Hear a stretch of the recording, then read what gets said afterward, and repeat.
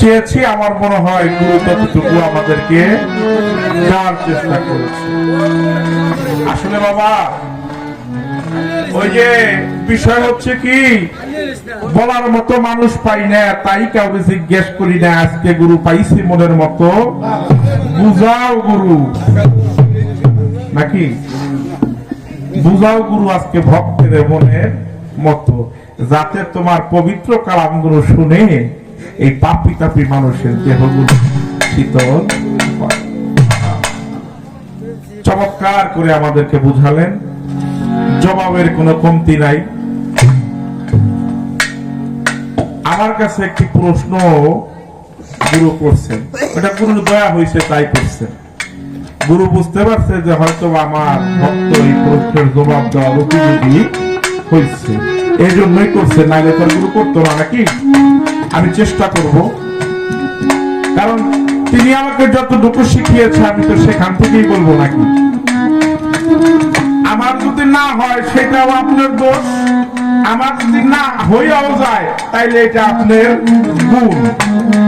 এই জন্য প্রশ্ন করার আগে বুঝা বলতে হয় যে এইটা পারবো নাকি, কারণ আমি যদি না পারি দোষ কিন্তু আপনার গাড়ি।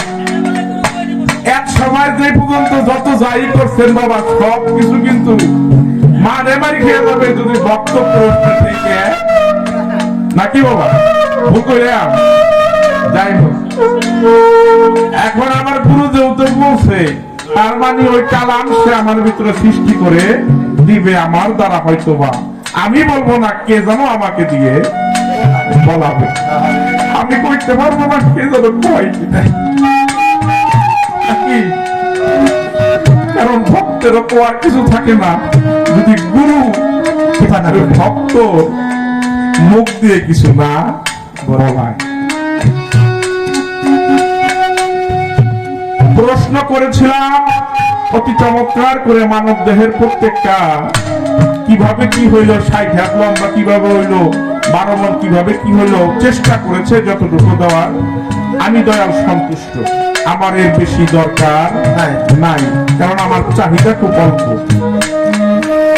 দয়াল দয়া করে দেহের সূর্য চন্দ্র বিষয়টাও বলেছেন, আমার কাছে কেন জানি মজা লাগে নাই। ওই বিষয়টা আরেকবার একটু আপনি দাঁড়াই আবার বলবেন। আপনি চন্দ্র সূর্যের বিষয়টা বলেছেন, আপনার জায়গা থেকে আপনি বলেছেন, আমিও শুনেছি, কিন্তু আমাকে আলাদাভাবে যেভাবে বুঝিয়েছেন সেই বুঝটা আমি এই জায়গায় পাই নাই। দয়া করে আপনার যদি চরণ ধুলি হয়, আপনার যদি ইচ্ছা হয়, আপনার যদি বাসনা হয়, আবার ওই চন্দ্র সূর্যের আলোচনাটা আমাদের মাঝে করবেন, এটা যেন আপনার কৃপা দৃষ্টি হয়। কারণ আজকে যে দয়াল আমরা পেয়েছি তিনি কিন্তু অর্ধেককে দয়াল না, ঠকানোর দয়ালও না। আমাদেরকে দয়া করে ঠকাইয়েন না, পরিপূর্ণভাবেই আপনি বলিয়েন। আমি একটি গান আগে গাই আমার ভক্তর জায়গা থেকে, যেহেতু মানব দেহের প্রত্যেকটি বিষয় নিয়ে তিনি আলোচনা করেছেন, মানব দেহ থেকে আরেকটি গান আমি গাইতে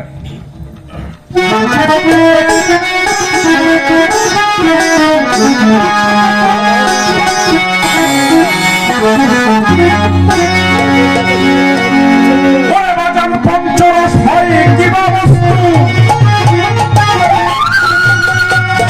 এটা কেমনে করে আচ্ছা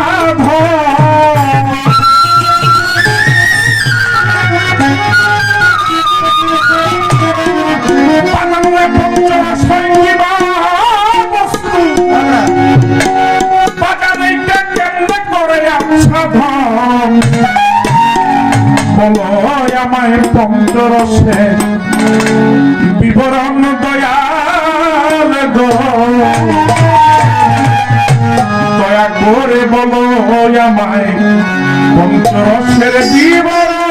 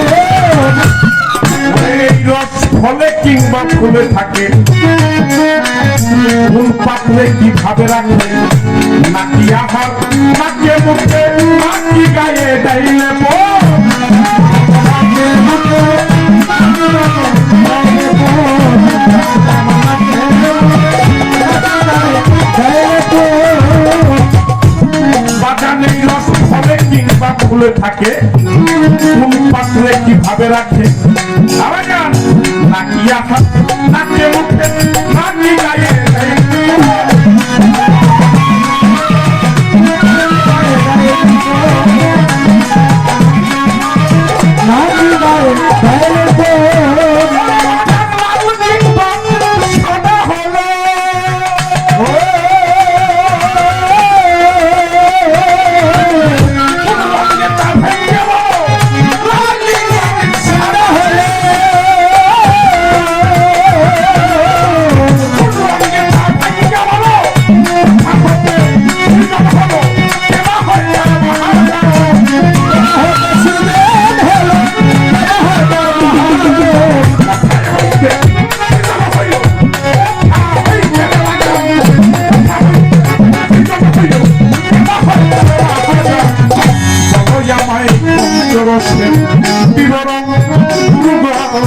বলো আমায় পঞ্চরসের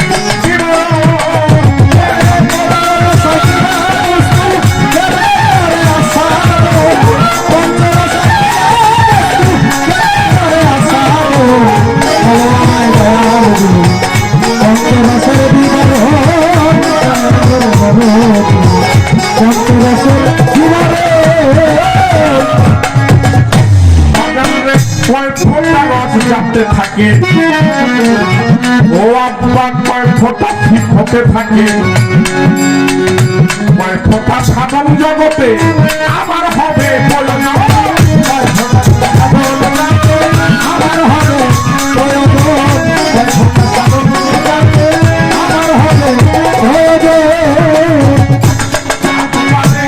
ফোঁটা রস যাতে এলো কয় ফোঁটা ঠিক হতে গেল কয় ফোঁটা সাধন জগতে আমার হবে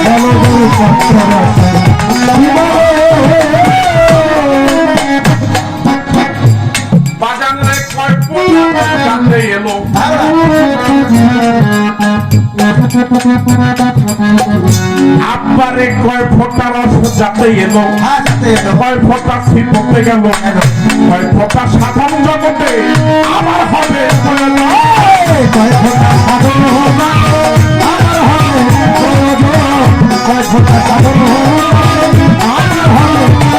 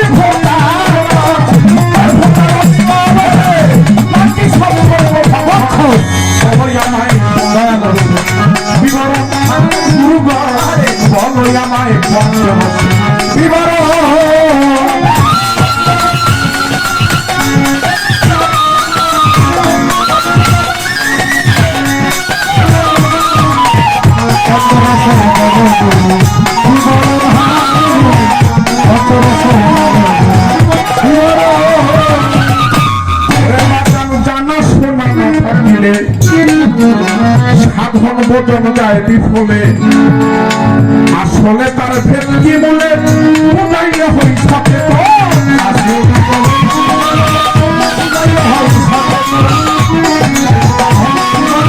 বুঝাইলে হয় সচেতন আমারে জানা শোনা না থাকিলে আমার সকল সাধন ভোজন যায় বিফলে আসলে তার ভেতকি মূলে বুঝাইলে হই সচেতন আসলে তার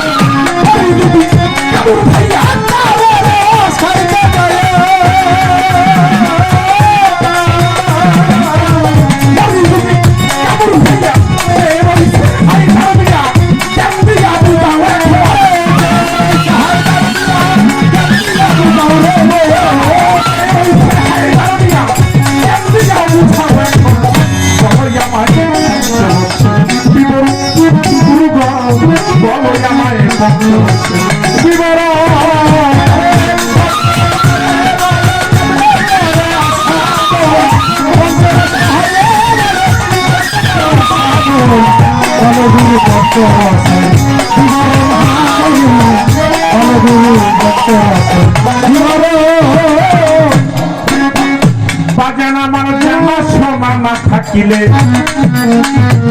সকল সাধন ভোজন যায় বিফলে জানা শোনা না থাকিলে সাধন ভোজন যায় বিফলে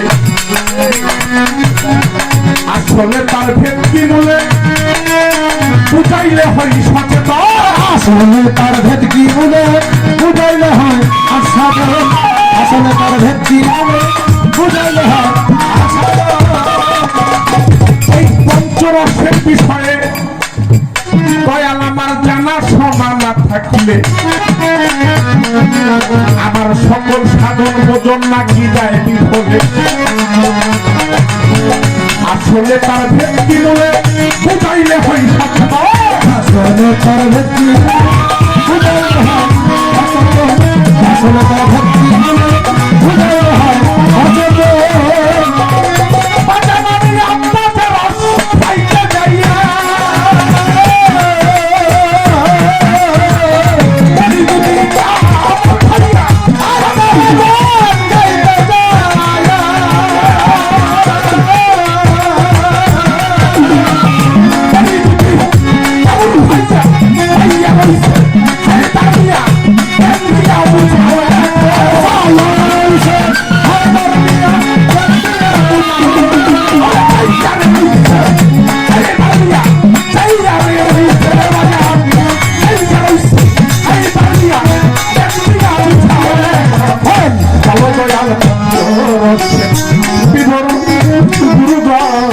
বলো আমায় বিবরণ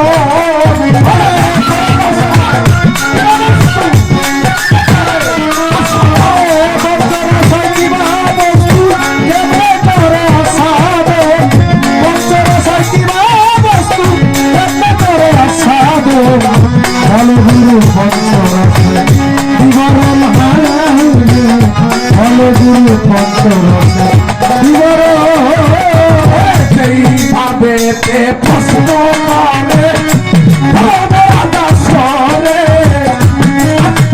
প্রশ্নের জবাব দিবে অমিত সরকারে প্রশ্ন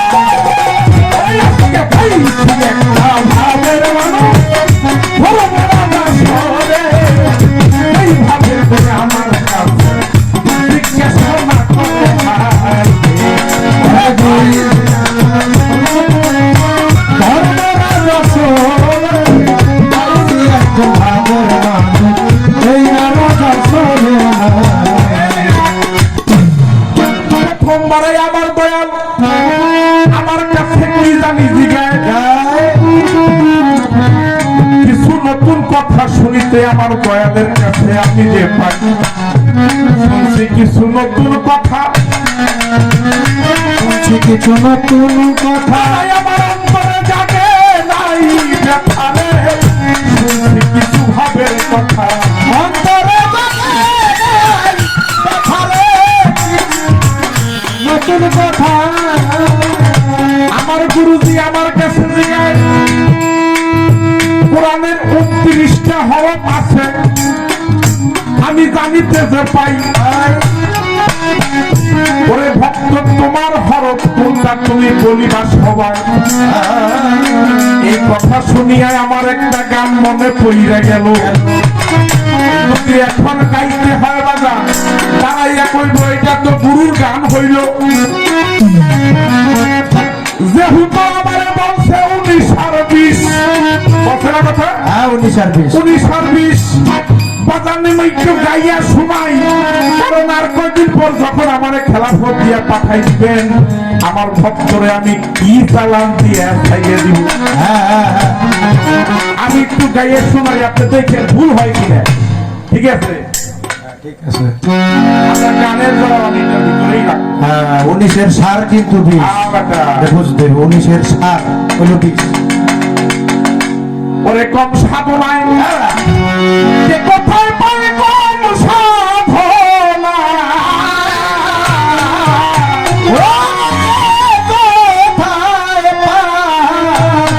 আপনারে কম সাধনায় কে কোথায় পায় প্রেম সুধায় প্রেমিক হলে ওরে চিনতে পারে ও মন শুদ্ধ প্রেমে মন মাতা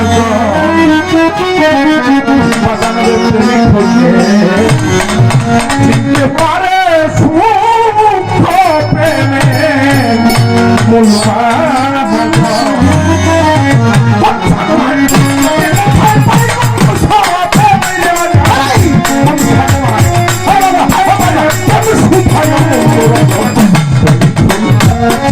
পারে শুদ্ধ প্রেমের মূল মহাজন প্রেমিক হইতে পারে শুদ্ধ প্রেমের মূল মহাজন।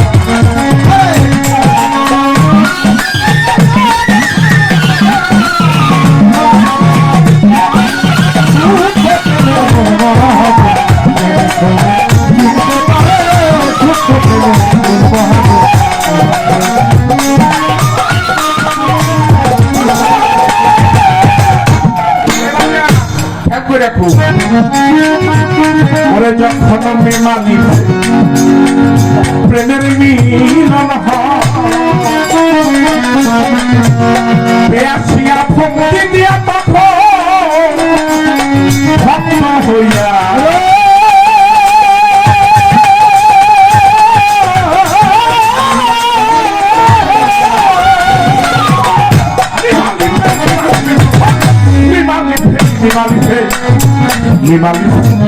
প্রেমের মিলন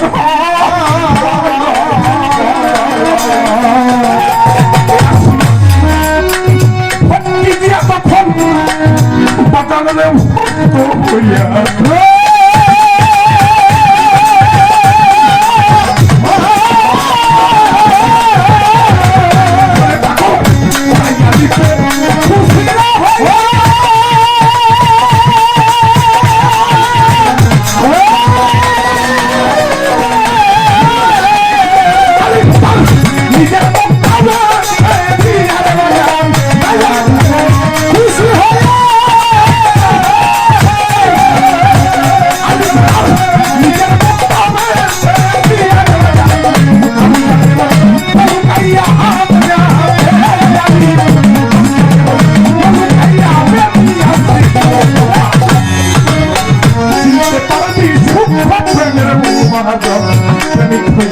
চিনতে পারবি শুদ্ধ প্রেমের মূল মহাজন।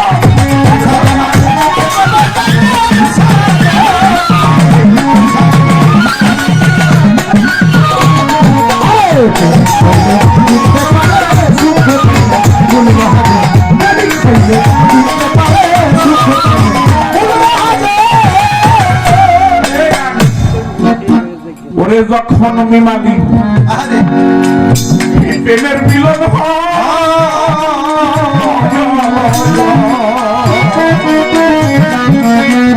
তখন পেয়াসিয়া ভক্তি দিয়া ভক্তি যে দেয়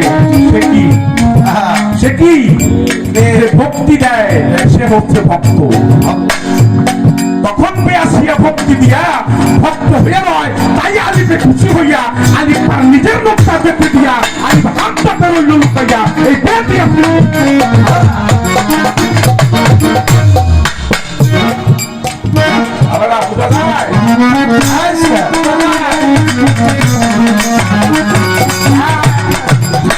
তাহলে ভক্তি হরফ হলো কোনটা কোনটা কথা কি বুঝতে পারছেন? ওরে কম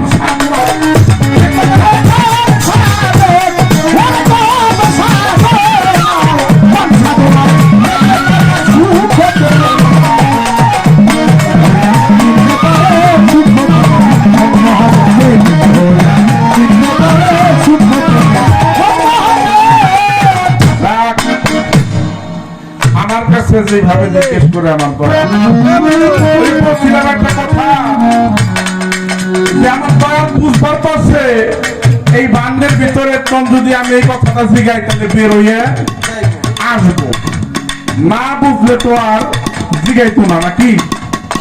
এই ছোট ছোট টুক আছে বাবা তুমি লাগছে। আরেকটা প্রশ্ন আমার কুদ্দুস ভাই আমার কাছে জিগাইয়া বহে আমরা যে হলি আল্লাহরে বাপ কই, এই বাপ শব্দের অর্থ কি তুমি বুঝাই পাইনি? ও বাবা, বাপ শব্দের বাহ্যিক ব্যাখ্যা যদি কুদ্দুস ভাই আপনারে দেই,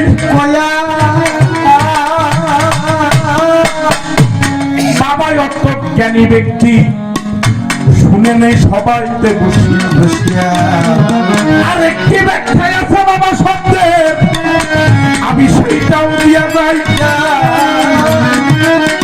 বাবা শব্দের অর্থ নব আকৃতি কারক, আমি বলিলাম সবাই। বাবা শব্দের অর্থ নব আকৃতি কারক, এইটার ব্যাখ্যা কি? যখন আপনি পিতৃ মস্তিষ্কে ছিলেন পানি আর পানি, ওই পানি নিগ্রত হইয়া যখন জননীর ওরে গর্ভ মুখে গেল, সেইখানে কিন্তু আপনার আমার মতো মানুষের সৃজন হইয়া গেল। বাবা পিতৃ হেরেন থেকে যদি এক ফোঁটা পানি জননীর গর্ভ মুখে না যাইত, 18,000 বছর চেষ্টা করলে একটা মানুষ সৃজন না। বাবা আদম হাওয়া জান্নাতের ভিতরে খারাপ ছিল না? খারাপ ছিল? সেই জায়গায় ছিল না কি? সেই জায়গায় ছিল না হচ্ছে এই প্রেম আর কামের শক্তি। যেই জ্ঞান দুনিয়াতে আসার পরে আদম এবং হাওয়া এক একজন এক এক ভাবে ঘুরছে, কিন্তু ওই সময় সন্তানের জন্ম হয় নাই।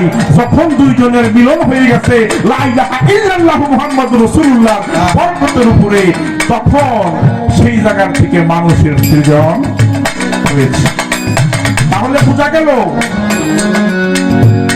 পিতৃ রেহেমের এক ফোঁটা রতিবীর্য ছাড়া একটা মানুষের নতুন আকৃতি গঠন হওয়া সম্ভব না। তার মানে হচ্ছে পিতার ওই রেহেমের ওই রতিবীর্য থেকে মানুষ গঠন হয়। তার মানে হচ্ছে ওই পিতা হচ্ছে, বাবা হচ্ছে নব আকৃতি কারক, নতুন সৃষ্টি যিনি করে থাকেন। বলতে পারেন ঠিক আছে, এইটা পীরের কাছে গেলে যে আমরা বাবা কই, এই বাবা আর সেই বাবার ভিতরে তফাৎ কি? পীরে তোমার বীর্য রতি বীর্য দেয় না, কিরা কইছে তুই শালা কইছে দেয়।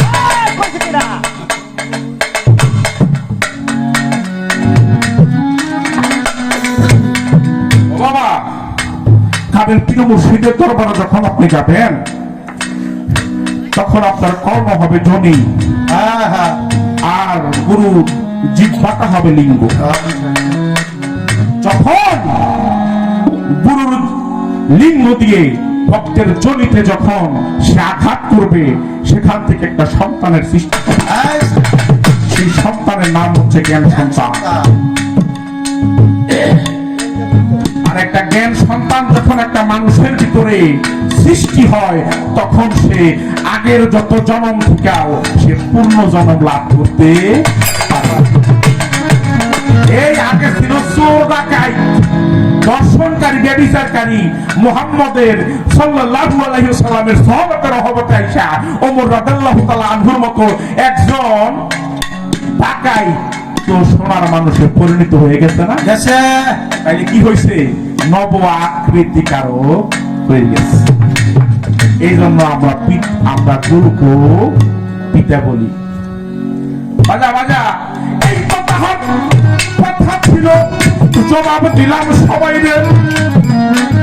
আর কিছু জিজ্ঞাইব নাই আমি।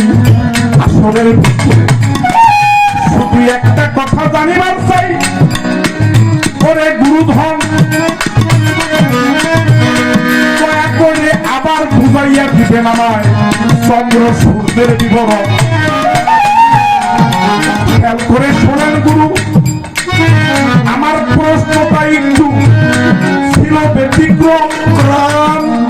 এই মানব দেহের কোথায় চন্দ্র সূর্য আমায় কইয়া দেন এখন। আচ্ছা, বাইরের চন্দ্র সূর্যতেও গ্রহণ লাগতে পারে, এই মানব দেহের চন্দ্র সূর্যে কখন গ্রহণ লাগে? বাবা, বাইরের গ্রহণ লাগে বছরে একদিন। আমায় বুঝাইবে গুরু, এই মানব দেহের গ্রহণটা লাগে কোন দিন? কথা কি বুঝা যায় বাবা? আরে ব্যাপারটা হচ্ছে এইটা, বাইরে গ্রহণ লাগে বছরে একদিন, বা 2 বছরের মাথায় একদিন, বা 3 বছরের মাথায় একদিন। আপনি আমার কইবেন চন্দ্র হচ্ছে রতি আর আগুন হচ্ছে সূর্য। আমার তো ওই দিয়ে আপনার শিখাইছি নিয়ে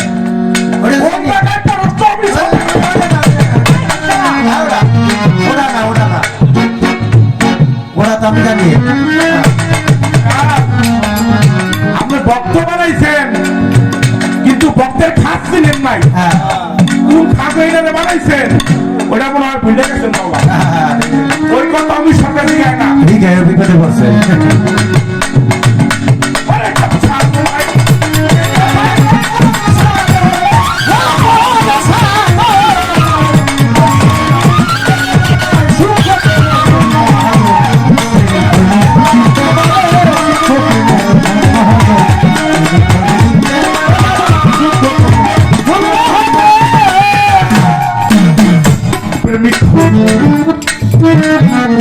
চিনতে পারে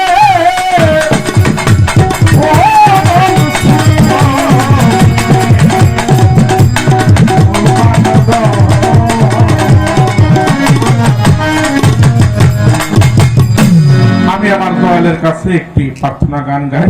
আমার দয়াল দেখি পরবর্তীতে কি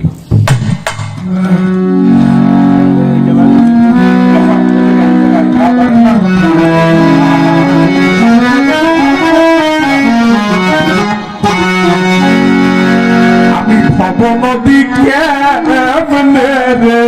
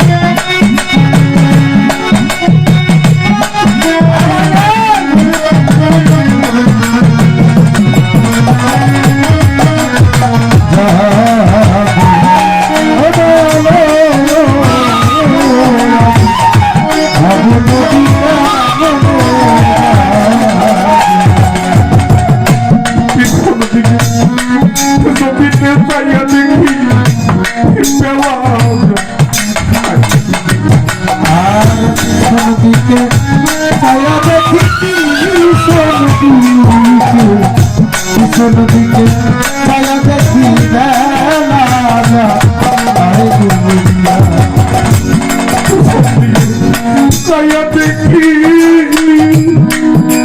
ওই আমার নিজাম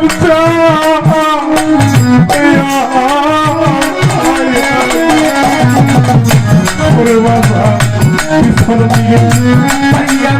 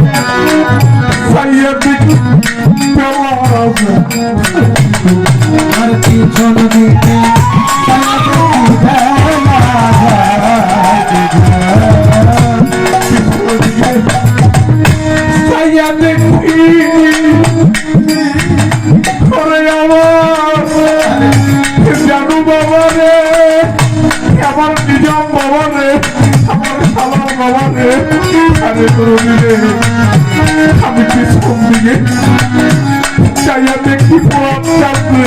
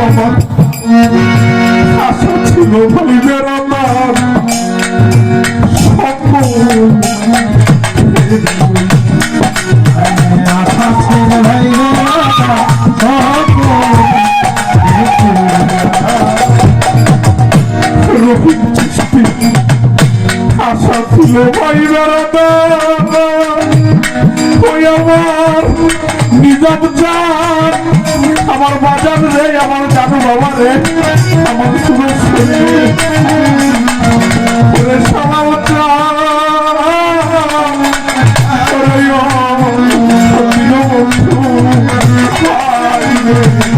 আমার আবুল বাজার রে,